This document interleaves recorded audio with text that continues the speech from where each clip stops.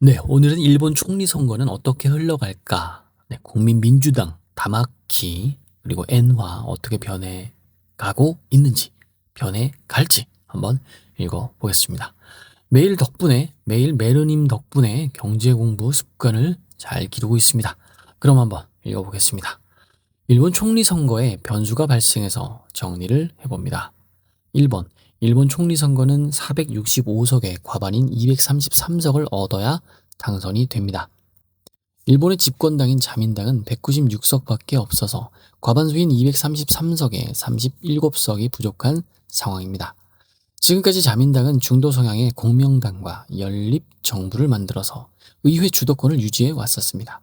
1960석의 자민당과 24석의 공명당을 합쳐도 233석에 13석이 불수족하지만 무소속 35명 중 일부의 협조를 받아 과반을 채웠습니다. 다카이치 사나에가 자민당 총재 선거에서 당선된 뒤 공명당은 자민당과 연정을 취소한다고 선언을 합니다. 네, 자민당으로 사나에가 당선되자 기존에 앞서 말했던 196석의 자민당 그리고 24석의 공명당이 있었는데 연정 연합이겠죠. 이걸 취소한다고 선언을 했습니다. 자민당과 공명당의 연정에 대응하는 야 3당은 입헌 민주당 148석 그리고 일본 유신회 35석 국민민주당 27석으로 총 210석입니다. 아까 그 과반수인 233석을 채워야지 된다고 했죠. 그러니까 그렇게 233석이 과반수고 반대편이 이렇게 210석으로 야당 3당이 있는 것입니다. 공명당이 연정에서 빠지면 자민당 196석보다 야 3당이 13석이 많은 상황이 됩니다. 일본의 총리 선거는 독특합니다. 본인이 지지하는 총리 후보의 이름을 적는 식으로 투표가 진행됩니다. 연정에서 탈퇴한 공명당은 자민당도 야 3당도 아닌 자기 당인 공명당 총재의 이름을 적겠다고 발표한 것입니다. 공명당이 자당 총재 이름을 적고 야 3당에 이탈표가 없으면 자민당의 다카이치 총재는 총리 투표에서 질 수도 있는 상황이 됩니다. 이번 공명당 연정 탈퇴 사태의 원인은 여자 아베로 불리는 다카이치 사나의 총재입니다. 네, 지난 8월 15일 다카이치 일본 경제 안보 담당상이 야스쿠니 신사 참배한 뒤 기자들의 질문에 답하고 있고 아무튼 그 윗부분 저도 이게 너무 힘든데 여자 아베로 불리는 다카이치 사나의 총재가 아까 읽었던 거 어디 갔죠? 네, 자민당 총재 선거에 당선된 뒤 저는 요거를 좀 잘못 알고 있었습니다. 총리가 된 줄 알았어요. 이렇게 무지가 드러납니다. 예, 총재 선거에 그러니까 자민당의 그 대표겠죠. 대표로 당선되었고 이제 총리 선거를 앞두고 있고 이제 10일이 남은 상태입니다. 10월 21일 계속 읽어보겠습니다. 자민당의 정치자금 스캔들이 아베 파벌을 중심으로 일어났기 때문에 아베 파벌과 어떤 입장을 취할 것인지 물어본 것입니다. 공명당과 자민당 내 아베 파벌은 예전부터 사이가 좋지 않았습니다. 다카이치가 자민당 총재로 선출된 뒤 공명당은 다카이치 총재에게 자민당의 정치자금 스캔들에 대한 명확한 태도를 요구합니다. 네, 자민당의 총재가 된 뒤에 자민당 내부에 있었던 그 정치 자금에 대한 명확한 해명을 요구하고 있는 거라고 생각합니다. 18번 공명당이 아베 파벌과의 확실한 절연을 다카이치에게 요구하자 공명당이 아닌 국민민주당과 연립정부를 검토하기 시작한 것입니다. 즉 공명당에서 아니죠. 자민당 총재에 당선된 다카이치 본인이 아베 파벌의 핵심이고 이 부분을 중요한 것 같습니다. 이번 총재 선거에 아베 파벌에서 조용한 지원이 결정적 승리 사유였다고 하고 있습니다. 네, 계속 읽어보겠습니다. 그래서 공명당이 아베 파벌과의 확실한 절연을 다카이치에게 요구하자 두 번 읽으니까 이제 이해가 가네요. 공명당이 아닌 국민민주당과 연립정부를 검토하기 시작한 것입니다. 즉 공명당이 또 헷갈리네. 자민당이 공명당과 원래 결합했었는데 공명당이 이렇게 아베 파벌과 뭐 있는 거 아니야 라고 요구하자 자민당은 국민민주당과 이제 같이 붙어 먹으려고 하고 있는 거죠. 네, 그래서 공명당 24석이 연정에서 빠져나가도 국민당 27석이 새로 들어오면 현재 구도가 유지될 수 있기 때문인 거죠. 다카이치 총재는 자민당 간사장 대행으로 아베파 출신인 하기우다 고이치 의원을 선임합니다. 네, 아베파 출신을 선임한 것부터가 뭔가 있네요. 다카이치가 국민민주당 대표를 만난 것이 밝혀졌고, 아베파의 간사장 대행으로 선임하자 공명당이 연정 탈퇴를 선언하게 된 것이죠. 네, 정황이 확실로 변하게 되었나 봅니다. 자민당과 국민민주당의 연정 가능성이 높아질 듯 하자 제1야당인 148석의 입헌민주당이 승부수를 날립니다. 자, 여기까지 읽으면 여러분들 중에서는 야, 내가 뭔데 이런 걸 알고 있어. 아, 이렇게 복잡한 거. 우리나라 당도 잘 모르는데 막 이럴 수가 있습니다. 그런데 과거에 제가 경제 뉴스를 메르님 거를 읽을 때도 이런 느낌이었습니다. 읽다 보면 돈이 되는 주식도 보이고 세계 흐름도 보이고 정말로 지식이 날로 증가하게 되더라고요. 아침에 읽으면 이렇게 말을 좀 더듬거립니다. 입이 좀 절어가지고 계속 읽어보겠습니다. 23번. 야3당이 연합해서 야3당 단독 총리 후보를 세우는데 연합해서 한 명의 총리 후보를 세울 수도 있군요. 입헌민주당은 총리 후보를 내지 않겠다는 승부수입니다. 이러면 어떻게 되죠? 다카이치 자민당 총재와 만나서 연정을 협의한 국민민주당 다마키 대표를 야3당 단일 후보로 추대하겠다는 말이죠. 네, 단일 후보로 야마키라는 사람이 이제 또 등장을 했습니다. 다마키.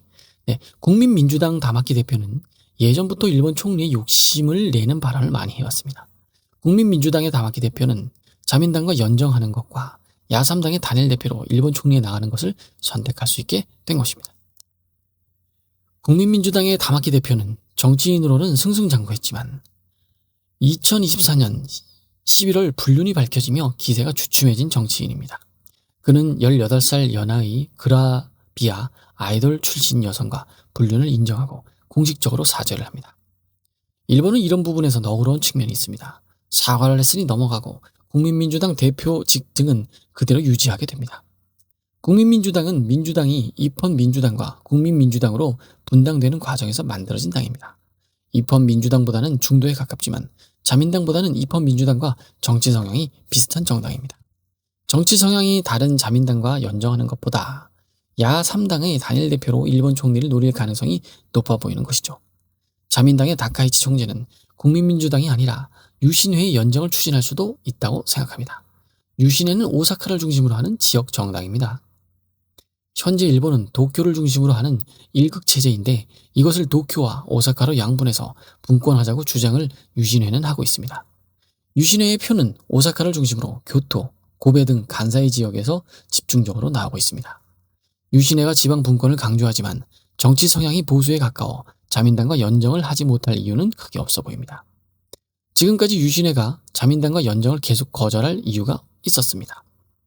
공명당 때문입니다. 일본 유신회와 공명당은 앙숙 정당입니다. 유신회는 간사이 지역, 즉 오사카, 교토, 고베에서 세력이 강한데 공명당도 비슷한 지역에서 지지세가 강해서 지지 기반이 겹치고 있습니다. 유신회의 본거지인 오사카 선거구에서 공명당과 양강 구도로 정면 충돌하는 경우가 많은 등 서로를 경쟁자로 여기고 있습니다. 유신회는 공명당이 있어서 자민당과 연정을 할 수 없다고 하고 공명당도 유신회가 연정에 들어오면 탈퇴하겠다고 반발하는 이유입니다. 이번에 공명당이 연정을 탈퇴했으니 유신회가 연정에 참여할 가능성이 높아졌다고 생각합니다.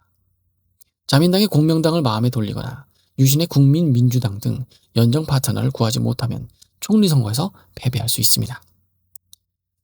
만약 야당들이 힘을 합쳐서 총리를 가져가면 총리는 국민민주당이 가져가겠지만 의석이 가장 많은 입헌민주당이 주도권을 잡게 됩니다. 2013년에 정권을 잃은 이후 12년 만에 민주당이 실질적인 집권을 할 수도 있는 상황이 되는 것이죠.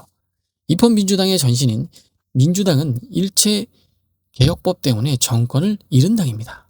일체개혁법은 의료보험 보장을 축소하고 국민연금과 공무원연금을 합쳐서 복지를 줄이고 부가가치세와 비슷한 소비세를 5%에서 10%로 올려 세금을 더 걷겠다는 법입니다. 복지를 축소하고 세금을 더 걷겠다는 일체개혁법은 정치 측면으로 보면 표가 다 날아가는 미친 짓이었습니다. 민주당의 노다 총리는 일본이 장기적인 발전을 위해서는 이 방법밖에 없다. 일제개혁법을 밀어붙였습니다. 와, 정말 대단하네요. 지금 한국 정부가 이 방법밖에 없다 하고 지금 하고 있는 이런 정책 기조를 반대로 하는 것과 같은 거겠죠. 네, 돈 안 풀고 부동산 규제 해제하고 뭐 이런 것들이요. 표 다 날리면서까지 장기적인 안목을 가져가는 이런 정치인이 있었으면 하는 바람도 좀 듭니다. 이건 쉽지 않습니다. 자, 52번. 당시 집권당이던 민주당은 이 법을 통과시킨 후 2013년 선거를 폭망하게 됩니다. 아마 승부수겠죠? 이렇게 하면 표를 더 많이 줄지도 모르겠다라고 베팅한 거 아닐까요? 아베의 자민당이 전체 의식의 과반을 가져가며 이때부터 자민당의 장기 집권이 다시 시작됩니다. 일본 총리 선거가 10월 21일에 진행되니 아직 열흘 정도 시간이 남아있는 상황입니다. 일본 총리 선거에서 열흘은 어떤 일이 일어나도 이상하지 않는 충분한 기간입니다. 일본 정당들 간의 해처 모여가 열흘 내에 어떻게 이루어질지가 관건이네요. 일본 총리 선거 전까지 엔화 환율도 해처 모여 상황에 따라서 움직일 것 같습니다. 한 줄 코멘트입니다. 일본은 일당 총재가 일본 총리가 되어서 집권을 하는 구도가 흔들리는 상황입니다. 한때 전체 의석의 압도적 과반을 가져갔던 자민당의 중의원 선거에 폭망을 하면서 생기게 된 일입니다. 시장의 관심은 자민당과 국민민주당의 연정에 관심을 쏟고 있지만 개인적으로는 자민당과 유신회의 연정 가능성도 보고 있습니다. 자민당과 유신회가 연정을 하면서 조금 더 우클릭하는 연합정부가 탄생할 수 있겠죠. 매운맛 자민당이라고 할 수 있겠네요. 댓글 딱 2개 정도만 읽어보겠습니다. 앞쪽 첫 페이지의 댓글 한번 읽어보겠습니다. 저도 정치는 잘 몰라요. 잘 모르는데 이렇게 읽으면서 하나하나 우리나라 정치, 일본 정치, 이웃들의 정치 보면서 경제 공부 그리고 주식 투자에 힌트가 될 글들을 한번 읽어보겠습니다. 자, 보겠습니다. MANH님의 댓글입니다. 메르 형님의 글은 일본의 정치 구조를 얘기한 것이고 결국 엔화의 방향은 인플레이션, 즉 국민의 이익에 관한 투표권에 있는 것입니다. N 강이냐 N 약이냐는 결국 엔화를 소유한 개인들의 관심입니다. 엔화를 소유한 입장에서도 자산시장에 투자를 했느냐 아니면 엔화만 들고 있냐로 나뉩니다. 현 정치 판세는 엔화를 들고 있는 개인들의 포지션 구축에 도움이 되는 글로 판단됩니다. 고로 메르 형님의 고견에 감사드립니다. N이 약세가 되면 엔화 자산 비중을 확대하면 되는 거고 N이 강화가 되면 엔화 자산 비중 축소로 및 다른 상품을 대체하면 됩니다. 상대적 통화 환율은 매수 매도할 때 한 번만 하면 되는 것이죠. 정리 잘 해주셨는데요. 메르님 같은 경우는 엔화로 투자하고 있는지 모르겠지만 엔화를 그냥 들고 있지는 않고 기업을 투자하고 있다고 알고 있습니다. 우상향하는 그 메르님 글에 보면 미츠시 상사인가요? 네, 미츠시 상사. 그런 기업에 투자하는 것도 저는 나쁘지 않다고 생각이 듭니다. 자, 젠네님의 댓글. 공명당이 들어오면 우 더블 클릭이겠네요. 아, 더 극우가 되는 거군요. 감사합니다. 공명당은 중도에 가까워 순한 맛에 가까워집니다. 라고 하시네요. 자, 요거 한번 율리시스님의 댓글입니다. 구독자 10일 만에 메르의 세상 읽기 유튜브가 선생님 유튜브 맞으실까요? 요 근래 사칭이 많아서 확인하고 보려고 합니다. 네, 저도 메르님의 허락을 받고 이렇게 녹음 영상을 남기고 있습니다. 간혹 저에게 이렇게 안 좋은 댓글 다시는 분들인데 제가 일일이 답글은 못 달아드리지만 저도 이렇게 확인하에 영상을 남기고 있다는 점, 이 댓글을 빌미로 단어 표현이 좀 이상한데요. 한번 언급해 봅니다. 또 다음 댓글입니다. 일본은 한국보다 요거는 그냥 넘어가도 되겠네요. 자, 엔화가 어떻게 될지 상방이 갈리겠는데요. 엔화 결국 돈을 풉니다. 돈을 풀면 결국 엔화로 투자하고 있는 기업의 가치는 올라갈 것이고 엔화 기업도 안 그래도 올라가고 있는데 불쏘시개 역할을 하는 게 아닌가 하는 생각이 듭니다. 감사합니다.